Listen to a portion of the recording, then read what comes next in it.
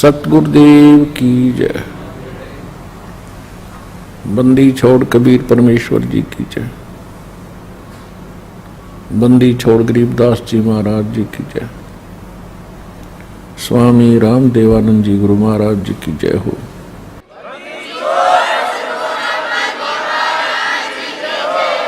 पुण्यात्माओं, नीरू नीमा का कोई संतान नहीं थी और परमात्मा उन्हें संतान नहीं देना चाहते थे कि ये समस्या और बढ़ जाएगी। नहीं तो उनको क्या देर लगे संतान देने में, वो तो ढेर ला दें, हाथ जुड़वा दें, इतनी संतान दे दें। तो परमात्मा ने उनको संतान नहीं दी, स्वयं ही संतान रूप में वहां लहर तारा तालाब में कमल के फूल पर प्रकट हो गए, एक नवजात शिशु का रूप धारण करके।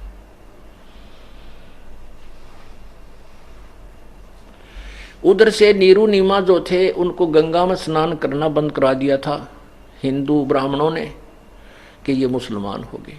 उधर जो लहर तारा जो तालाब था वो गंगा के जल से, गंगा की पटड़ी जैसे पशु पानी पूनी पीने जाते थे, वो कटा हुआ घाट बन जाता था, वो पटड़ी कट जाती थी। उस पर से जब तेज अच्छी वर्षा के दिनों में खूब बरकर चलती थी गंगा, तो ऊपर के उछल उछल के वो एक सरोवर का रूप धारण कर लेता था, वो तालाब भर जाता था। उसको लहर तारा तालाब बोलते थे, जो लहरों के द्वारा उछल उछल के पानी भर जाता था और तारा उस स्थान का नाम था। लहर तारा तालाब का नाम प्रसिद्ध था हो गया वो। तो नीरू नीमा भले ही मुसलमान बना दिए गए थे, 5 वक्त वो जैसे भी ऐसे करते थे, तो वो भगवान शिव को नहीं भूल पाए थे, क्योंकि उन कई वर्षों से भगवान शिव की साधना में वो लीन थे।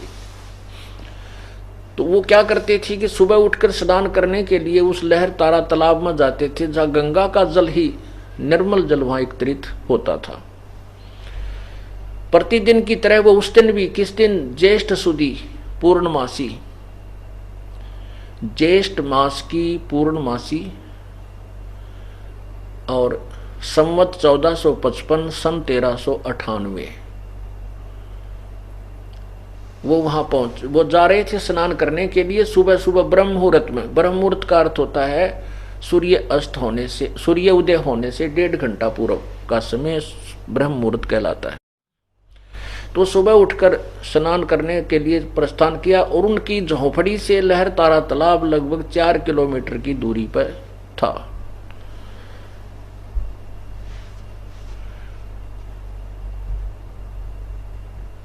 लहर तारा अब भी विद्यमान है, ये दास और बहुत से हमारे साथ संगत उसको देख कर आए हैं। वहां पर आश्रम भी बना रखे हैं कबीरपंथी संतों ने, वहाँ यादगार भी बना रखी है भगवान की कि यहाँ पर ऐसे ऐसे प्रकट हुए थे। तो रास्ते में नीमा, नीरू की पत्नी, अपने रो रही है। एक प्रेरणा है उसके मन में, कते करे करावे साइया मन में लहर उठा, दादू सिर जीव का वो आप बगल हो जा। तो नीमा के मन में प्रेरणा हुई, रोन लगी चलती चलती, ऐसे उमंग सी उठी और अपने शिवजी भगवान से कहती है, ए भगवान शिवजी, ए भोलेनाथ, अपनी बेटी को एक लाल दे दो।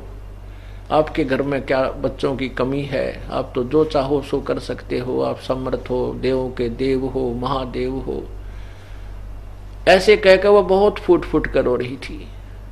अब नीरू ने कहा कि नीमा, हमारे भाग्य में संतान नहीं है, अगर होती तो भगवान पहले ही दे देते, और तू रोवा मत, संतान हमारे भाग्य में है नहीं, और रो रो के तेरी आंखें खराब हो जाएंगी, हमारा कोई उंगली पकड़ने वाला भी नहीं है, तो मत रोया करे।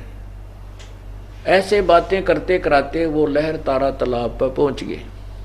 उससे पहले क्या किया कि एक रामानंद जी महापुरुष, ऋषि महर्षि रामानंद जी ब्राह्मण, उस काशी के अंदर बहुत प्रसिद्ध हो गए थे। उन्होंने अपने अलग से एक संस्था तैयार की थी और वो कहते थे कि मैं वेदों और गीता के अनुसार साधना बताता हूं और साधना मत करो। ऐसे उसने एक बहुत बड़ी संस्था, यानी बहुत बड़े चेले बना रखे थे जो प्रचार किया करते ऋषि। एक उन्हीं में से 1400 ऋषि शिष्य बना रखे थे जो प्रचार किया करते थे रामानंद जी की थ्योरी का, सिद्धांत का। वेदों और गीता और पुराणों को वो सत्य मानते थे। एक अष्टानंद नाम के ऋषि थे जो उनके शिष्य थे रामानंद जी के। वो प्रतिदिन उसी लहर तारा तालाब पर उस स्वच्छ जल में स्नान करके उस एकांत स्थान पर कुछ देर वो साधना किया करते थे। प्रतिदिन की तरह वो भी उस दिन वहां गए हुए थे। कौन? अष्टानंद। अष्टानंद जी ने स्नान किया। स्नान करके अपना एक आसन बिछाकर चद्दर सी घास के ऊपर, जेठ का महीना, ज्येष्ठ मास, सुबह सुबह बहुत सुहानी सी लहर और तालाब के पास तो एक विशेष ठंडक सी होती है, वहां बैठ करके वो अपनी साधना करने लगा। जब वो साधना करने के लिए आंखें कभी खोल रहा था कभी बंद कर रहा था, इतने में क्या देखा कि आकाश से एक प्रकाश का गोला आया। अब जो उसने देखा उस प्रकाश की तरफ तो उसकी आंखें बंद हो गई, इतना तेज प्रकाश था। किसकी? अष्टानंद की। जब उसकी आंखें बंद हुई, जैसे हम सूर्य की तरफ देखते हैं एकदम, फिर आंखें बंद करते हैं तो सूर्य का वैसे तो प्रकाश दिखाई देता सूर्य, लेकिन वो जब आंखें बंद करते हैं वो चमका लगता है आंखों में, तो केवल सूर्य का गोल आकार दिखाई देता है। ऐसे जब उसने वो प्रकाश का देखा, प्रकाश को नहीं देख सका, उसने गोला सा नजर आया, आंखें बंद की, होगी उसकी आंखें बंद। बंद होते उसने क्या देखा कि उसमें नवजात शिशु का रूप है। आंखों में अंदर एक बच्चे की शक्ल, बच्चे का आकार का वो प्रकाश, उस बच्चे के ऊपर वो प्रकाश था, सूर्य के ऊपर प्रकाश होता है तो अंदर से उसका अलग रूप दिखता है। फिर दोबारा आंखें खोली तो वो प्रकाश एक कमल के फूल पर सिमट गया और अष्टानंद जी को आंखों के सामने एक बालक दिखाई दे रहा।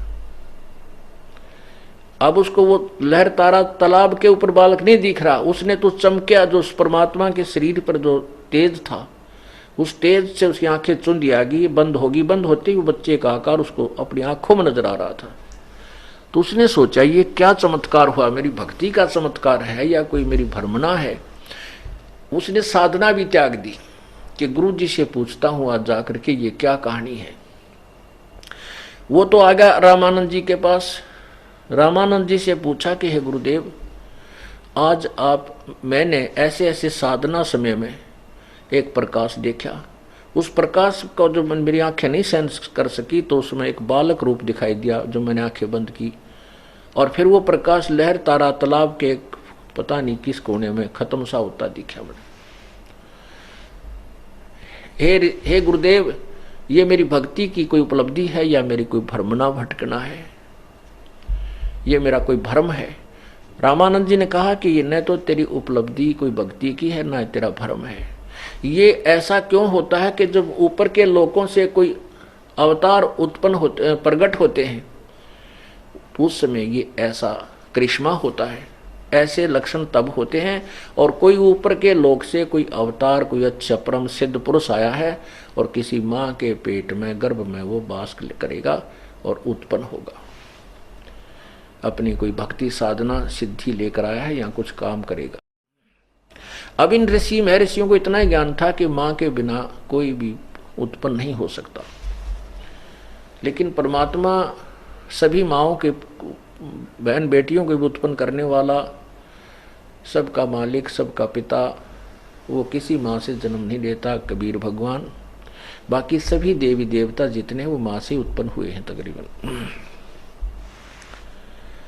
उधर से नीरू नीमा वहां पहुंच गए तालाब पर। पहले नीरू ने स्नान किया, ना नीमा ने स्नान किया। स्नान करके वो बाहर आई। नीरू स्नान करने के लिए तालाब में प्रवेश कर गया।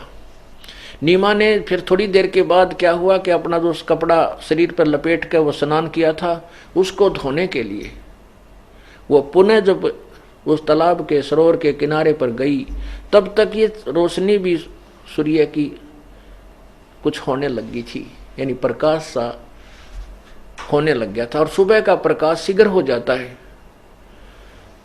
जब वो स्नान करके आई तब तक तो इतना अंधेरा सा था। जब वो दोबारा 10-20 मिनट में कपड़ा धोने के लिए वापस गई और नीरू अपने से पानी छड़क छड़क कर नहा रहा था और इतने पानी में सरोवर में प्रवेश था।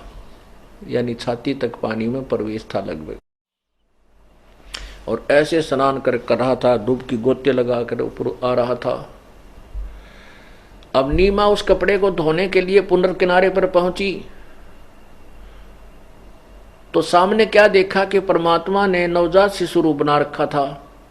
एक पैर के अंगूठे को मुख में देकर चूस रहे थे और दूसरे को ऐसे हिला रहे थे पैर को। अब नीमा ने वो हिलता हुआ पैर देखा तो जाना कि कोई सर्प है, कोई सर्प है, और ये ऐसे करता हुआ अपने फन को हिला रहा है और कहीं मेरे पति को ना डस ले। इस दृष्टिकोण से, इस डर से उसने ध्यान से देखा तो क्या देखती है कि वो सर्प नहीं है, वो तो एक नवजात शिशु कमल के फूल पर लेटा हुआ है। अब नीमा ने जोर जोर से कहा कि देखियो जी, देखियो जी, देखना भगत जी, सामने कमल के फूल पर बच्चा है, उसको उठाइयो, बालक को उठाना, बालक को, डूबेगा डूबेगा। अब नीरू ने सोचा या नीमा तो कति बावड़ी होगी बच्चा के मुंह में।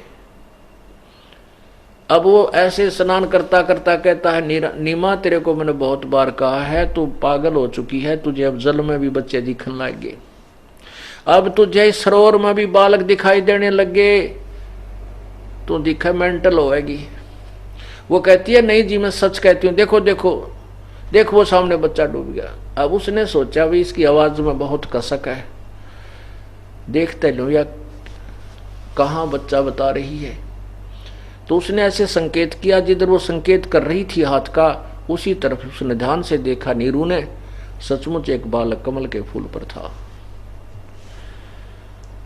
अब जो उससे थोड़ी सी दूरी पर था, अब उस नीरू ने आव देखा ना ताव देखा, वो कमल का फूल ही तोड़ लिया, कमल के फूल समेत बच्चे को उठा लिया और नीमा को थमा दिया। अब नीमा लेगी, उसने होए होए सीने से लगावे, कदे उसके मुंह न चूमे, माथे न चूमे, और सो शुक्र मनावे अपने शिव शंकर भगवान का।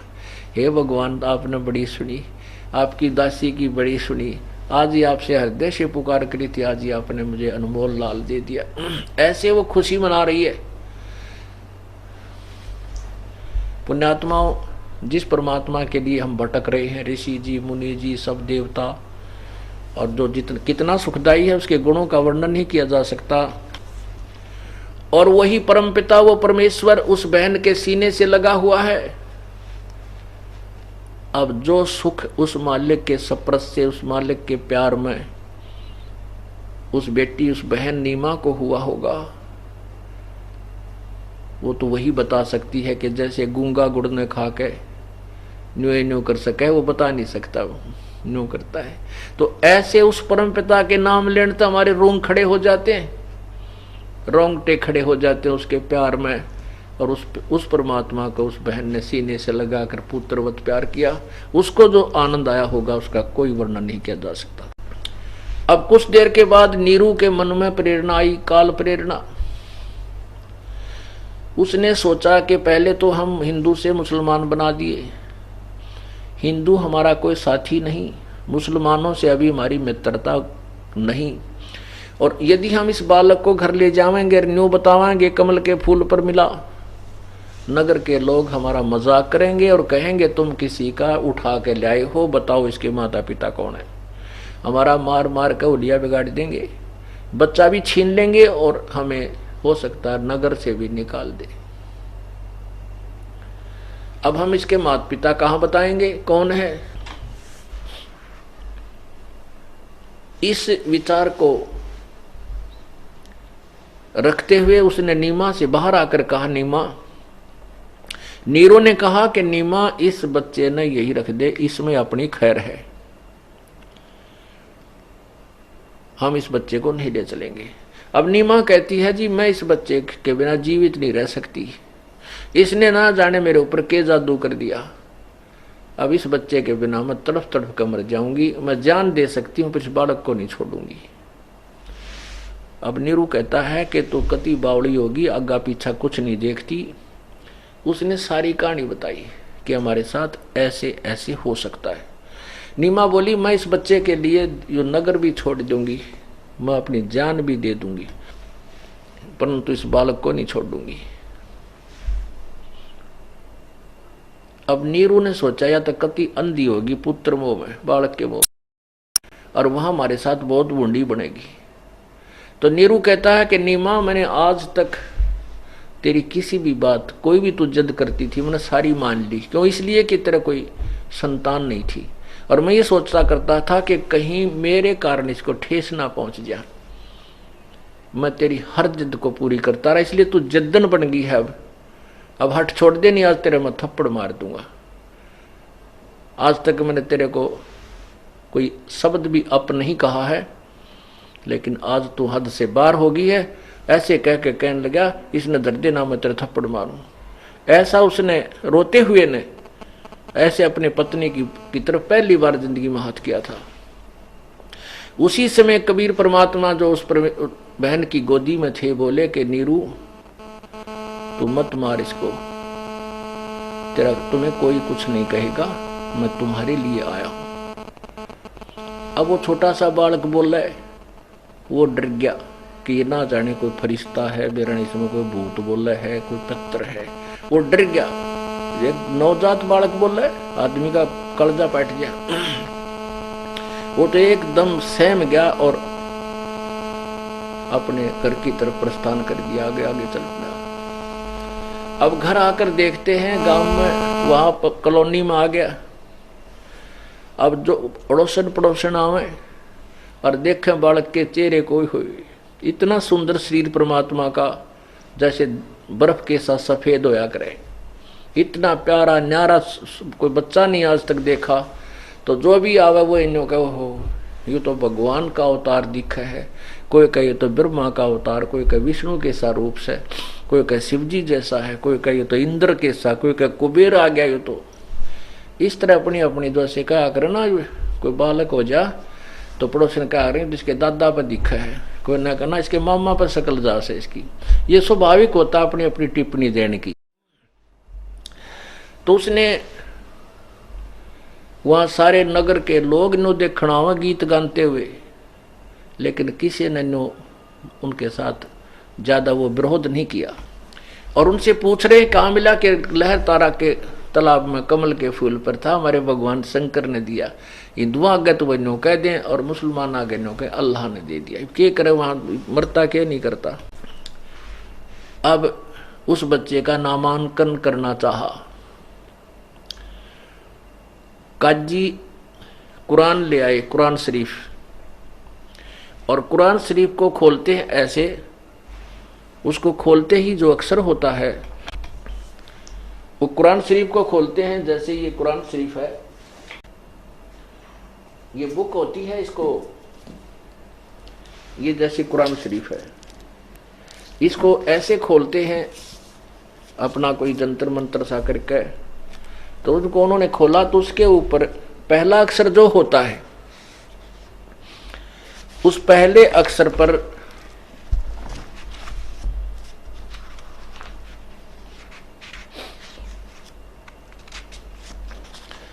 वो नाम रख देते।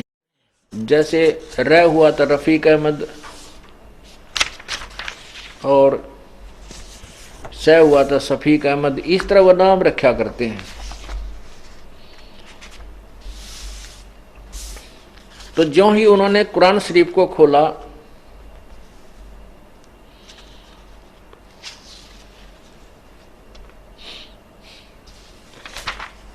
तो पहला ही अक्षर कबीर था, कबीरा।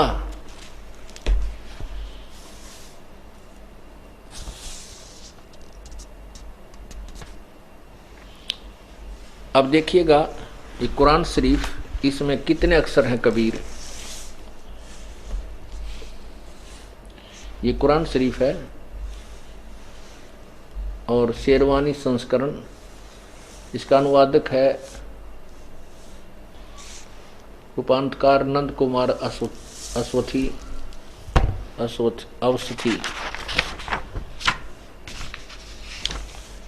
ये देखिएगा, यह वह इल्हामी किताब है जिसमें कोई संदेह की गुंजाइश नहीं। यह है मुतरजम 82 यानी सह अनुवाद सटीपन शेरवाणी संस्करण लखनऊ, ये है प्रकाशक है लखनऊ किताब घर, मौसम बाग, सीतापुर रोड, लखनऊ। इसमें आप देखिएगा सूरत फुरकानी नंबर 25, ये सूरत फुरकानी 25 कुरान शरीफ 600 पृष्ठ पे, ये 19वीं आयत में, ये 19वीं आयत में कबीरन शब्द है, कबीरन। इसके बाद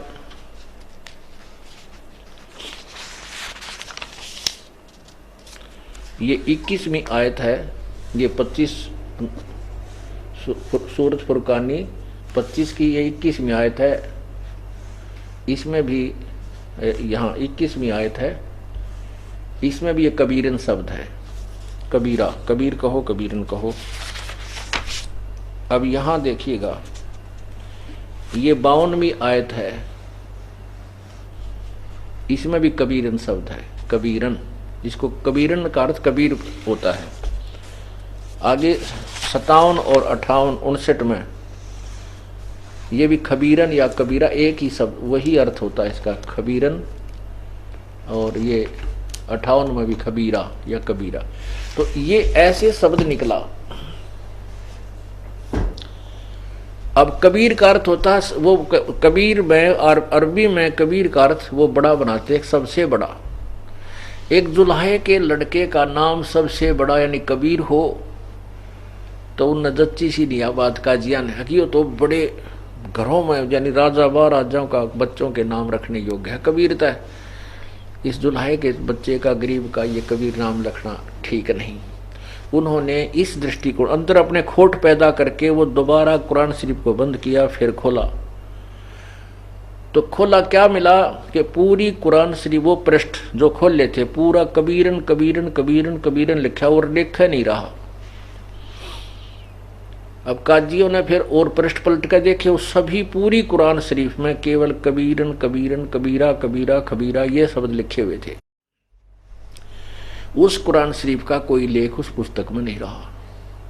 अब काजियों ने, परमात्मा बोले कि काजी मेरा नाम कबीर ही होगा। एक तो वो परमात्मा के बोलने तक डर गए, वही पटक कर कुरान शरीफ में भी चले गए, इसने तुम्हारा धर्म भी बिगाड़ दिया, हमारी पुस्तक के लेख बदल दिए, ये कोई जादू जंतर करने वाला है। इस प्रकार वो परमात्मा प्रकट हुए। अब आपको आदरणीय गरीबदास साहिब जी की कुछ वाणी सुनाते हैं, क्योंकि जैसे वेद व्यास जी ने ये गीता जी जो महाभारत के युद्ध में अर्जुन और कृष्ण के मुख से के अंदर शरीर में प्रवेश करके काल भगवान ने जो बोली थी अर्जुन को सुनाया था पात्र बना के, तो वो उस समय ना तो लिखी गई थी, ना अर्जुन का याद था, ना उस कृष्ण का याद थी। वो बाद में ज्यों की तो वेद व्यास ने लिख दी, क्योंकि एक सिद्धि होती है, एक जो वो किसी में जैसे वो प्रकट हो जाती है, और काल भगवान जब चाहता है तो उसमें वो शक्ति बुद्धि दे देता है। तो उसने वेद व्यास को वो बुद्धि दे दी काल ने, तो उसने चारों वेदों को लिख दिया। उस समय तक कहते हैं लिखित नहीं थे, 18 पुराणों को लिखा, जिसकी जैसी भी वार्ता होती है वजहों की तो फिल्म सामने चल पड़ती है और लेखक लिखता रहता है। तो ऐसे ही जो उसकी आंखों के सामने चित्रण घूम रहा था वेद व्यास के, और जैसे भी प्रश्न उत्तर वो हो रहे थे भगवान और कृष्ण उसके अर्जुन के, तो वो न्यू के न्यू चल पड़ते हैं उस समय जो बिल्कुल एज इट इज शब्द, तो उनको व्यास जी ने लिख दिया था, और वो गीता जी आज हमें मान्य है। ऐसे ही आदरणीय गरीबदास साहिब जी ने जो उस समय कबीर परमात्मा की और वहाँ वार्ता हुई थी काशी में जो प्रकट हुए थे, वो उसी तरह मालिक ने कबीर जी ने अपना ज्ञान लिखवाने के लिए गरीबदास जी की बुद्धि को ऑन कर दिया था। उन्होंने फिर ये वाणी यथार्थ रूप में लिखी। 84 बंधन कटे कीनी कल्प कबीरी, भवन चतुर्दश लोक सब ये टूटे जम जंजीरे। अंत कोट ब्रह्मंडे में वो बंदी छोड़ कहाया, सो तो एक कबीर है जो जननी जनान माए। शब्द स्वरूप साहेब धनी, शब्द सेंद सब माही, बाहर भीतर रम रहा वो जहां तहां सब ठाई। जल थल पृथ्वी गगन में, बाहर भीतर एक, पूर्ण ब्रह्म कबीर हैं ये अवगत पुरुष अलेख। सेवक होके उतरे, एक दास बन के अवतरित हुए। सेवक होके उतरे इस पृथ्वी के माही, जीव उदाहरण जगत गुरु, बार बार बलि जाही। जीव उदाहरण जगत गुरु, है सेवक होकर एक दास बन के आए भगवान, और किस लिए? जीव को उद्धार करने के लिए वो जगत गुरु है, तत्वदर्शी संत बन के आए।